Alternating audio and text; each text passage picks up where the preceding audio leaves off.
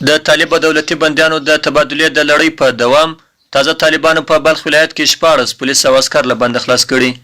د طالبانو د قطر د دفتر ویان سهیل شاهین په دې اړه په خپل ټویټر لیکلي نن په بلخ کې د اسلامي امارت له محبس څخه د کابل ادارې 14 تنه عسکر او پولیس خلاص شول او د مرستې له ورکولو وروسته خپل کورونو ته واستول شول. د طالبانو له لوري د دولتي بندیانو د خلاصون لړۍ داسې مهال دوام لري چې حکومت بیا د طالبانو د طالب بندیانو د خلاصون په پروسه کې ملاحظات راپورته کړي او د نږدې 600 بندیانو له خلاصون انکار کړی.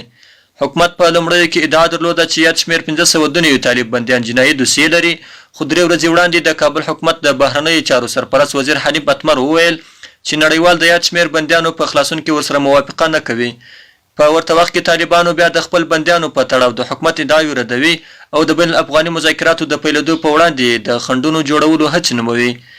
د طالبانو له قوله دوی کله هم د بهرني اتباعو او جنایي بندیانو د خلاصون هڅه نه ده کړې او د خپل زندانیانو اړوند هر ډول سپیناوي ته تیار دي.